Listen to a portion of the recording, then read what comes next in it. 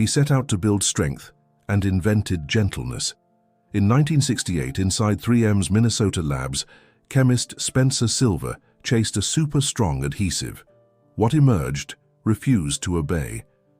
The polymer formed tiny, pressure-sensitive microspheres that clung lightly, then let go without tearing paper or leaving residue. It stuck, released, and stuck again.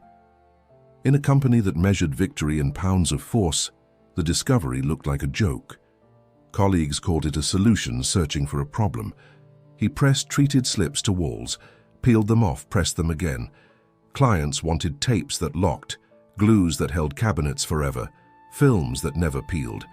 His chemistry was the opposite, reliably temporary, elegantly reversible. He documented the microspheres, refined ratios, and kept knocking on doors.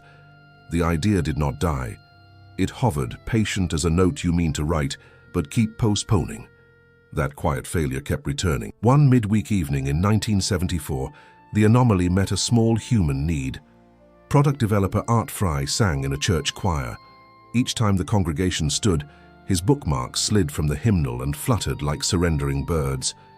He needed a marker that would hold without harming thin paper, and move to the next hymn without drama. He remembered Silver's curious adhesive, the one that hugged softly and then let go on command. Back at 3M, he brushed a stripe along scrap paper, pressed it to a page, closed the book, opened it again. The marker stayed. He moved it. It moved. 3M allowed permitted bootlegging, small slices of time for self-directed experiments. He cut handmade pads, walked office corridors, and handed them out with one ask: use this for a week. The building began to talk to itself in little squares. Managers left reminders that migrated from monitor to door to folder and back again. What Silver had discovered was not merely an adhesive, it was a behavior, a reversible way to make thinking visible without the punishment of permanence. In 1977, 3M tested a product called Press and Peel in a few cities. Shoppers picked it up, frowned at the literal packaging, and put it back. Field notes whispered a pattern. Once someone tried a pad, they reordered.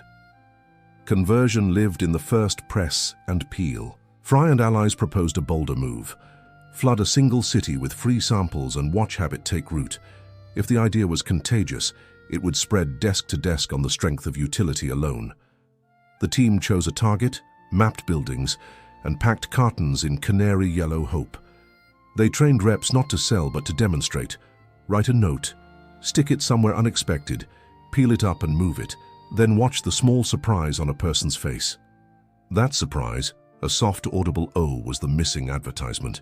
Part 1 ends at the curb outside a downtown office.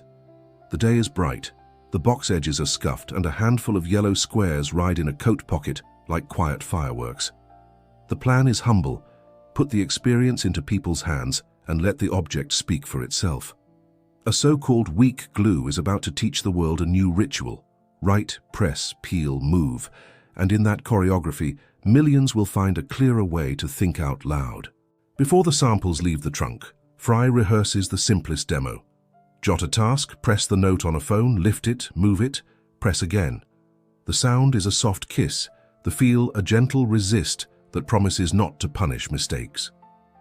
People will not learn this from a box blurb. They will learn it from their own fingertips. That is the secret waiting in the paper, an invitation to change your mind without shame.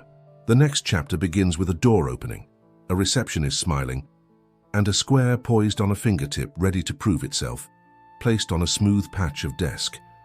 One press becomes habit, habit becomes culture, and culture becomes a business.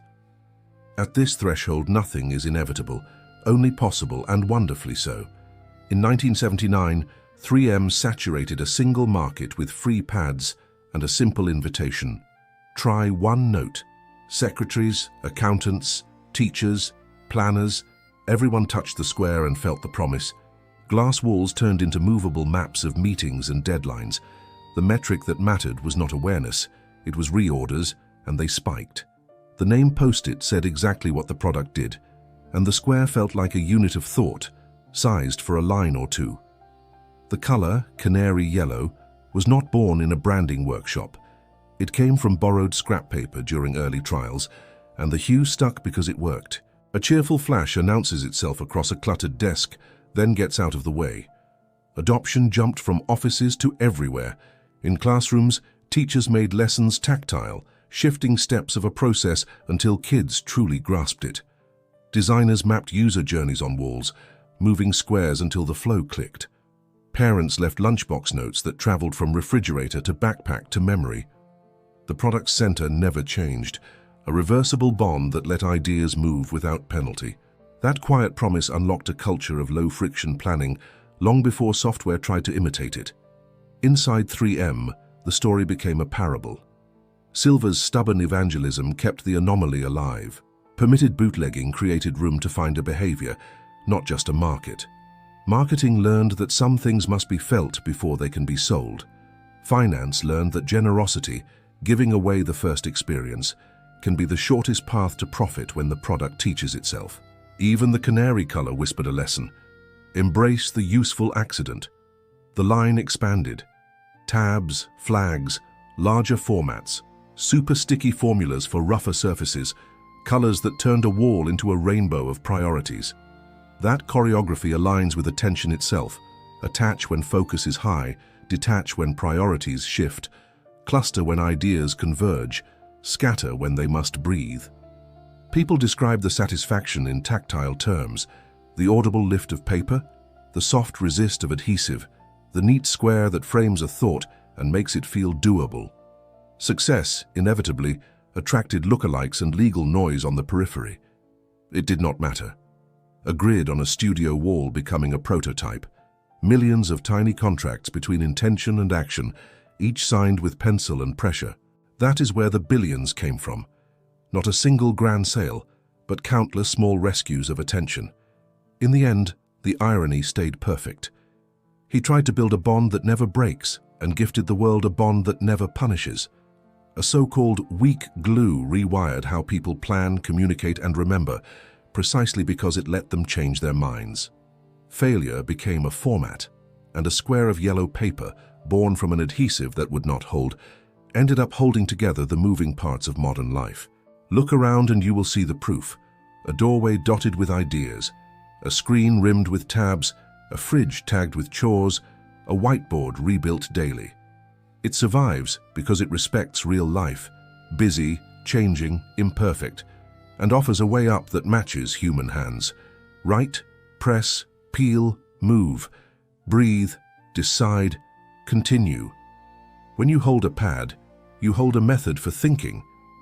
The square stays humble and generous. The habit stays useful and clear. The story closes with a final image, a small note on a lamp, catching morning light, bright as intention, ready.